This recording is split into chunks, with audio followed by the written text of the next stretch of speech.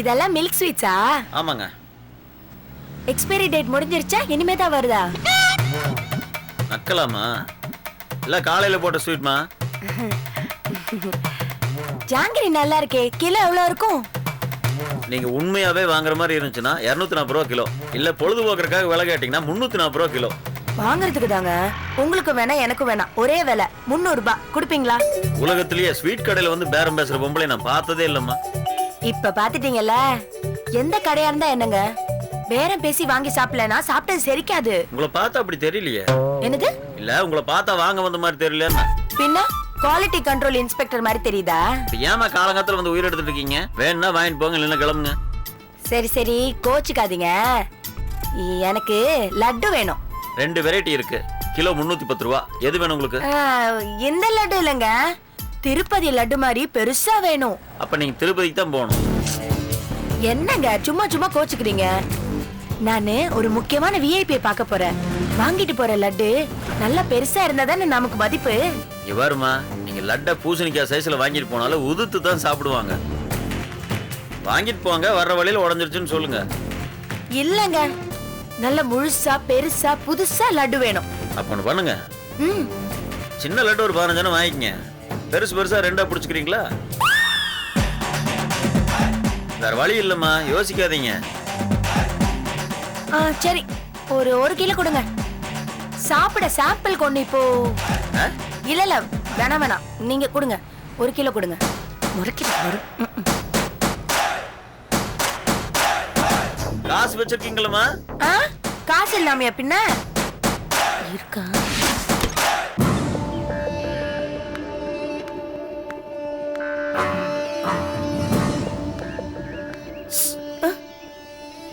ஏன் இவ்வளவு நேரம்? போ போ. நான் போறேன், நீ போ. நான் போய்க்கிறேன், முதல்ல நீ போ. ஏய், நீ போய் என்ன ஏதுன்னு கேட்டுட்டு வாடி. நான் தெருமுனையில நிக்கிறேன். சொன்னது ஞாபகம் இருக்குல்ல? முதல்ல நீ போ.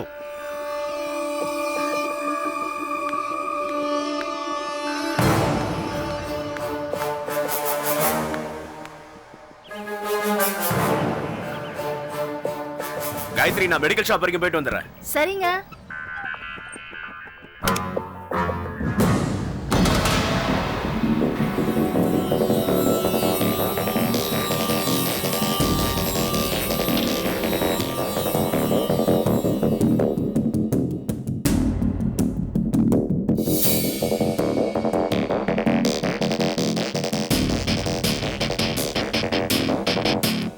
அண்ணி, பாரதி குட்டி கண்ணமேங்க அண்ணி. தூங்கிட்டு இருக்கா? என்னங்க அண்ணி?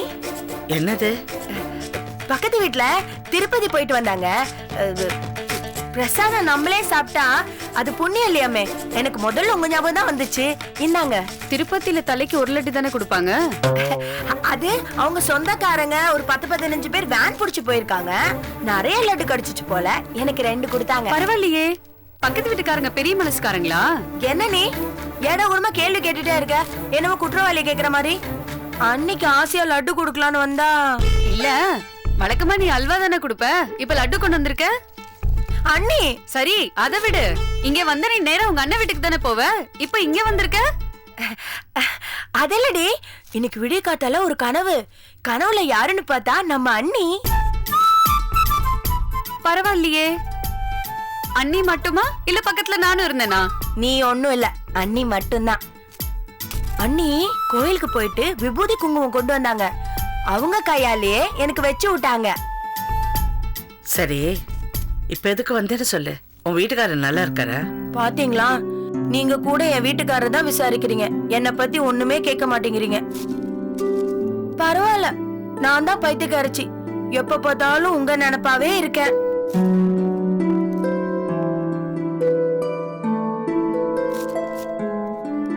அண்ணி, என்ன அண்ணி, உடம்புக்கு ஏதாவது சரியில்லையா என்ன? இல்லையே. ஏ? ஏதோ மாதிரி இருக்கீங்க. ஜுரங்கிரம் அடிக்குதா என்ன? அதெல்லாம் ஒண்ணு இல்ல. இல்ல அண்ணி, பாக்க டல்லா இருக்கீங்க. சரியா சாப்பிடுறீங்களா இல்லையா? அண்ணி, இதென்ன கையில பிளாஸ்டர்? என்னாச்சு? இதுவா, சமைக்கிறப்ப லேசா கத்தி பட்டுடுச்சு. ஐயோ, கத்தியா? ஏன் வேற என்ன எதிர்பார்த்த? அது இல்லடி, அண்ணி எப்பயும் இப்படி இருக்க மாட்டாங்கல்ல. இன்னைக்கு என்னமோ முகம் சோகையா இருக்கிற மாதிரியே இருக்கு. எனக்கு ஒண்ணும் அப்படி தெரியலையே. சும்மா இருடி, நீ எப்ப பார்த்தாலும் கூடியே இருக்கியா, அதனால உனக்கு தெரியல. நான் ரொம்ப நாள் கழிச்சு பாக்குறேன்னா எனக்கு அப்படிதான் இருக்கு. நீங்க ஹாஸ்பிடல் போய் ஒரு ஜெனரல் செக்அப் பண்ணிக்கலாம்ல. நீ நான் எதுக்கும் ஹாஸ்பிட்டல் போனோம்? எனக்கு ஒன்றும் இல்லையே. ஏதோ கை கால் வலிச்சதுன்னா மெடிக்கல் ஷாப்புக்கு போய் 2 மாத்திரை வாங்கி போட்டு வேண்டியதுதான். நிஜமாவே உங்களுக்கு ஒண்ணும் இல்லையா? எனக்கு தான் அப்படி தோணுதா? யாருக்கு என்ன தோணினாலும் இதுதான் நிஜம். அம்மா, வந்ததுல இருந்து ஏன் நின்னுகிட்டு இருக்க? உட்கார வேண்டியதானே? இல்ல நீ அவசரமா வந்தேனா, அவரு வெளியே போயிருக்காரு. நான் போய் அவருக்கு சாவி கொடுக்கணும். சாவி என்கிட்ட தான் இருக்கு. நான் இது இங்க வைக்கிறேன். வரேன். அண்ணி, இவ லட்டு கொடுத்துட்டு போக வந்த மாதிரி தெரியலையே. ஏதோ குண்டு வச்சுட்டு போக வந்த மாதிரில தோணுது.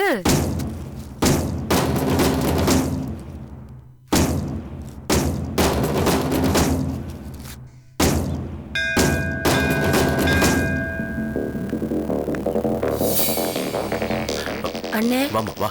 பேசுனியா? ஏதாவது தகவல் தெரிஞ்சுக்கிட்டியா? எதுக்கு பிளட் டெஸ்ட் கொடுத்தான்னு கேட்டியா? போனேன். உன்னால தேவையில்லாம அண்ணிய பார்க்க போய் எனக்கு 500 ரூபாய் செலவானதான் மிச்சம். என்னடி சொல்ற? அண்ணி ஹாஸ்பிட்டல் போன மாதிரியே தெரியல அண்ணே. நானும் சுத்தி விதவிதமா கேட்டு பார்த்துட்டேன். டவுட் வர மாதிரி கூட ஒண்ணுமே இல்ல அண்ணே. முண்டோ, அவ ஹாஸ்பிட்டல் போனது உண்மைடி. நான் என் கண்ணால பார்த்தேன். இல்லன்னா உன்னை எதுக்கடி வேலை மன கட்டி இங்க வர சொல்ற? அதானே எனக்கும் புரியல. கையில ஒரு சின்ன பிளாஸ்டர் ஒட்டி இருந்துச்சு. அது கூட நான் விடல. என்னாச்சு ஏதாச்சுன்னு கேட்டேன். சமைக்கும் போது வெட்டிக்கிட்டேன்னு சொல்லிட்டாங்க அண்ணே. அவ லேசுப்பட்டவல்லடி. நான் நினைச்சேன் மலையை முழுங்கிட்டு கடுக விழுங்கிட்டேன்னு சொல்றதுதானே அந்த செல்லம்மா. உனக்கு சாமர்த்தியம் பத்தாதுரி. நீ தண்டண்டி. என்னன்னு இப்படி சொல்லிட்ட? பின்ன சீட்டு பிடிச்ச பணத்துல 1 கிலோ லட்டு வேற வாங்கிட்டு போனேன் தெரியுமா? ஸ்பெஷல் லட்டா, நெய்யிலே செஞ்சதான். 310 ரூபா வாங்கிட்டான். இப்ப அதுவாடி முக்கியம். வாங்கிட்டு போன லட்டுல 4 சொட்டு எலி மருந்த கலந்து கொண்டு போய் கொடுத்திருந்தாலும் புண்ணியம். என்னென்ன கொலகார மாதிரி எல்லாம் பேசுறீங்க? நான் பேசலடி, என் வயித்தெரிச்சல் அப்படி பேச வைக்குது. ஹாஸ்பிட்டலுக்கு அவ கண்ணம்மாவை தூக்கிட்டு வந்திருந்தா. கூட அந்த கடங்காரி அமுதா மட்டும் வராம இருந்திருந்தா எப்படியாவது அங்கேயே வச்சு விஷயத்தை தெரிஞ்சிருப்பேன். நானும் முடிஞ்ச அளவுக்கு எப்படியெல்லாமோ கேட்டு பார்த்துட்டானே. ஆமா, அவங்க ஒண்ணுமே சொல்லல. வேணா இப்படி செய்வா? என்ன? திரும்பி அண்ணி வீட்டுக்கு போய் என் ஃப்ரெண்ட் ஒருத்தி உங்களை ஹாஸ்பிட்டல்ல பார்த்தேன்னு சொன்னா எதுக்கு போனீங்கன்னு கேட்டுருவா? அம்மா தாயே, நீ புறப்படு. 10 பைசாக்கு பிரயோஜனம் இல்லைன்னு ப்ரூவ் பண்ணிட்டியடி. இன்னொரு தடவை அங்க போய் நின்னு வெய்ய விளக்க மாத்து கட்டையாலேயே 4 சாத்தி அனுப்புவா. வீட்டுக்கு போய் சேரு. வீட்டுல உன் புருஷன்காரன் எலும்பு சூப்புக்காக ஏங்கிட்டு இருப்பான். போ, அவனை சரியா கவனி போ. அண்ணே, நீங்க ரொம்ப கோவமா இருக்கீங்க. நான் அப்புறமா வந்து உங்களை பாக்குறேன். ஆனா என்ன ஆனா? சீட்டு பணம் 500 ரூபாய் லட்டு கணக்குல போச்சு. ஒன்னு போட்டனு வெய்ய. அவன் வாழ்க்கையை காந்தி கணக்குல போயிட்டு இருக்கு. ஏண்டி, அண்ணனுக்காக கேவலம் ஒரு 500 ரூபாய் செலவு பண்ண மாட்டேன்? உங்களுக்காக உயிரையே கொடுப்பேன். ஆனா இந்த 500 ரூபாய் மட்டும் கொடுத்துருங்க அண்ணே. இல்லன்னா என் பாடு ரொம்ப கஷ்டம். புலம்பாத. தரேன். இந்த புடி, போ, ஓடு. ஏய், குடு. ஏண்டி, நீ லட்டுக்கு 310 ரூபான்னு தானே சொன்ன? போற வர ஆட்டோ செலவுக்கெல்லாம் யாரு கொடுப்பா? உங்க பேர் சொல்லி அன்னிக்கிட்ட கேட்க முடியுமா? ஷேர் ஆட்டோல வந்து தொலைய வேண்டியதானே? இதுவே லேட் ஆச்சுன்னு சொன்னீங்க. கருமம். இந்த புடி. அவ ஹாஸ்பிட்டலுக்கு போயிட்டு வந்தது எனக்கு 500 ரூபாய். போ, ஓடு போ. தண்ட செலவு.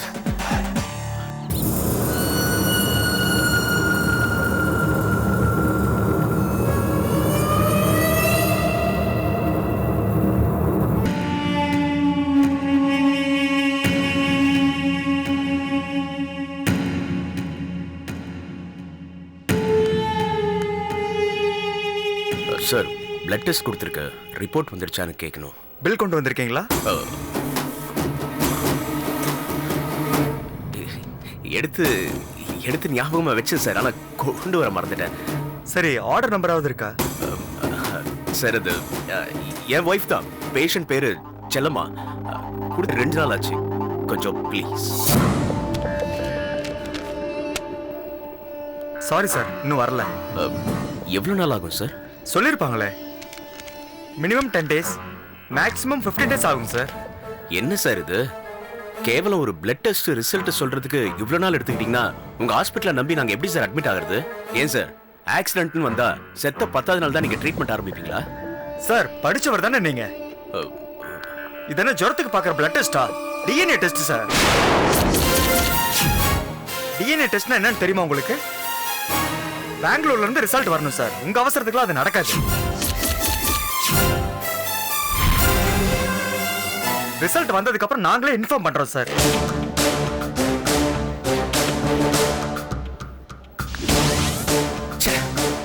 எதை மறைச்சு வச்சிருக்கானே தெரியலையே. கடங்காரி கடங்காரி, என் உயிர் எடுக்கிறதுக்கு வந்து சேர்ந்திருக்கா போல. குழந்தைக்கு உரிமை கேட்டு கோர்ட்டுக்கு வர இருந்தவளே இந்தாங்க எடுத்துக்கோங்கன்னு குழந்தைய தூக்கி கொடுத்ததுக்கு அப்புறம் இவ எதுக்கு வெளியே போய் டிஎன்ஏ டெஸ்ட் எடுக்கணும்? உண்மை புரியலையே. என்ன பண்ணலாம்?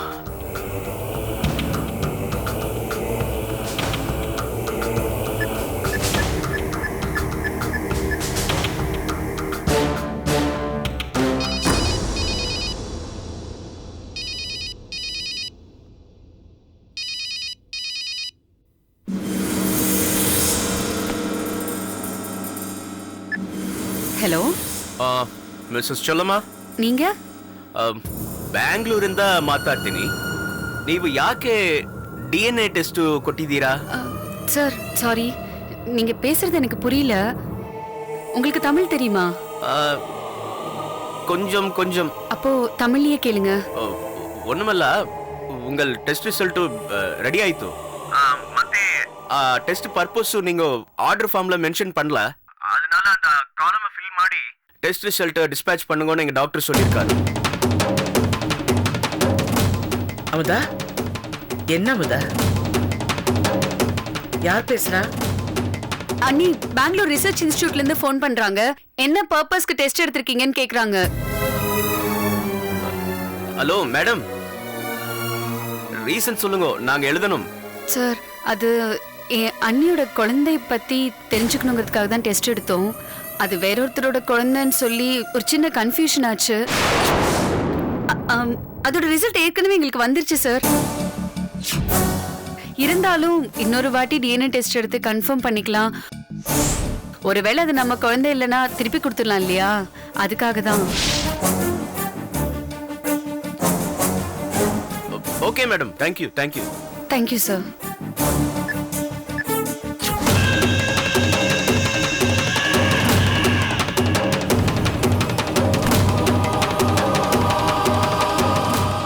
டிஎன்ஏ டெஸ்ட் எடுத்திருக்க.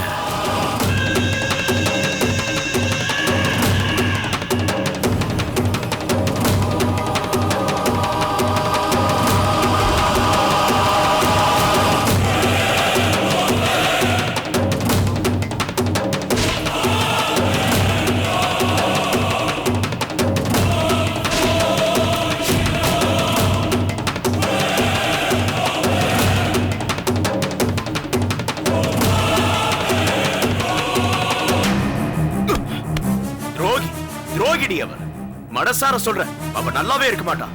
என் பைத்தறிச்சல கொட்டிக்கிட்டு அவ வாழ்ந்துருவாளா? வாழ விட்டுருவானா நானு? என்ன என்ன என்ன எழுச்சிவாய நினைச்சிட்டாளா? அவ வச்சிருக்கண்டி, இன்னைக்கு வச்சிருக்கண்டி அவளுக்கு வேட்டு. துண்ட காணும் துணியை காணும்னு அலறி அடிச்சிட்டு ஓட வைக்கல. என் பேர் வடமலை இல்லடி. ஏங்க, எதுக்கு இப்ப கத்துறீங்க? என்னாச்சு உங்களுக்கு? கேளு, என்னாச்சுன்னு மெல்லமா ரேடியோல விரும்பி கேட்கிற நேயர் மாதிரி வயிறு வயிறு எரியுது எனக்கு. இன்னைக்கு அந்த செல்லம்மா என்ன பண்ணிட்டு வந்திருக்கா தெரியுமா? யாருக்கும் தெரியாதுன்னு நினைச்சு அந்த கண்ணம்மாவை கூட்டிட்டு டிஎன்ஏ டெஸ்டுக்கு சாம்பிள் கொடுத்துட்டு வந்திருக்கா. என்னங்க சொல்றீங்க? அப்பவே நான் இவள ஹாஸ்பிடல்ல பார்த்தேன்டி. சரி, டவுட்டா இருக்கிறதுனால கன்ஃபார்ம் பண்ணிட்டு உங்ககிட்ட சொல்லலாம்னு இருந்தேன். இப்ப தெரிஞ்சு போச்சுல, தண்டவாளம் ஏறிடுச்சுல. என்னங்க, அவசரப்படாதீங்க. என்ன ஏதுன்னு தெரிஞ்சுக்கிட்டு நிதானமா முடிவெடுப்போம். ஏய், இதுக்கு மேல என்னடி இருக்கு? நிச்சயமா சொல்றேன், கண்ணம்மா விஷயத்துல ஏதோ கோல்மால் இருக்கு. அந்த கடங்காரி அதை என்கிட்ட சொல்லாம மறைச்சிட்டான். திடீர்னு இவ எங்கேயோ போய் குழந்தைய தூக்கிட்டு வந்து இதான் நம்ம குழந்தைன்னு சொல்றா. ஆனா எவ்வளவு வருத்தி அந்த குழந்தைக்கு போட்டிக்கு வரா. தாடிக்கார கேச போடுற ஆளை வச்சு அடிக்கன்னு சொல்லி அடிக்க ஒரு தடவை மிரட்டிட்டு போறா. என்னடி இது? அந்த சாந்தி என்னடானா எங்கேயோ விஷத்தை குடிச்சிட்டு இவ வீட்டுல வந்து விழுந்து கிடக்குறா. இல்லடி, ஏதோ இருக்கு, பெருசா ஏதோ ஒண்ணு இருக்கு, டவுட்டே இல்ல. கோர்ட் தீர்ப்பு சொல்லி இந்த குழந்தை உன்னோடதுதான்னு கையில தூக்கி கொடுத்ததுக்கு அப்புறம் இவளே போய் டிஎன்ஏ டெஸ்டுக்கு ரத்தம் கொடுத்துட்டு வரான்னா என்ன அர்த்தம்? ஏங்க வேற ஏதாவது காரணம் இருக்கலாம் இல்லையா? நீங்க ஏதோ அவசரப்படுறீங்கன்னு தோணுது. வாய மூடுறி. வேற என்ன காரணம் இருக்க முடியும்? இதுதான், இது மட்டும்தான்.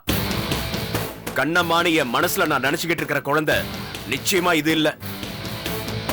கண்டிப்பா அந்த குழந்தைய செல்லமா இழக்க தான் போறான். எப்ப அது எனக்கு பிறந்த குழந்தையான்னு டவுட் வந்ததோ இனி அதை பத்தி எனக்கு கவலை இல்ல. ஆனா நிச்சயமா ஏன் பாரதி எனக்கு வேணும். இதுக்கு மேலையும் பாரதி அவகிட்ட விட்டு வச்சனா உள்ளதும் போச்சுன்னா நொல்ல கண்ணாங்கிற மாதிரி இதையும் இறந்துட்டீங்க வேண்டியதுதான். போறேன்டி, இப்பவே போறேன். எனக்காச்சு அவளுக்காச்சு பாரதியை தூக்கிட்டு வர போறேன். அவளால என்ன பண்ண முடியும்னு பாக்குறேன். வேணாங்க, சொன்னா கேளுங்க. எதுவும் அவசரப்படாதீங்க. நான் வேணா போய் பேசி பாக்குறேனே. நீங்க கொஞ்சம் அமைதியா இருங்க. போதுடி, பேசுறது போதுடி. ஆக்ஷன், இனிமே ஆக்ஷன் தான். வெளியே வந்து நடக்கிறது என்னன்னு வேடிக்கை பாரு. வா. என்னங்க? வா. என்னங்க?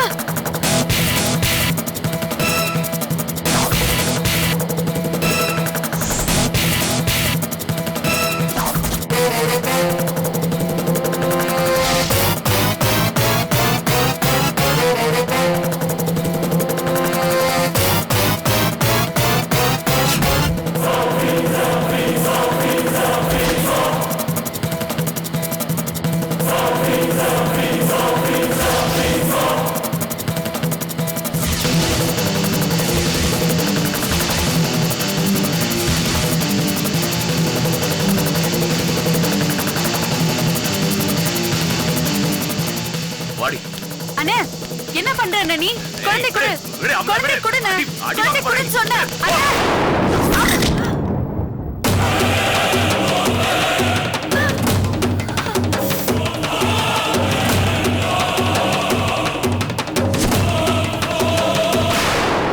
ருத்ர தேவதை ருத்ரம் கொண்டு உன்னை சுத்தி சுத்தி வருதே. சத்திய தேவதை சூறாவளியாய் வெகுண்டெழுந்து வருதே. மூர்க்க அரக்கனை வெற்றி கொள்ள கடும் கோபம் கொண்டு வருதே. அதன் அக்கினி பார்வையில் அத்தனையும் தீ பற்றி கொள்ள வருதே.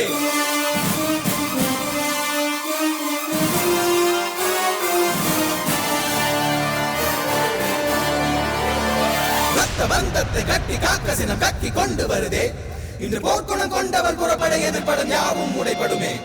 இவள் முற்றிய புயலுக்குள் பற்றிய நெருப்பாய் வீசிடும் எரிமலை.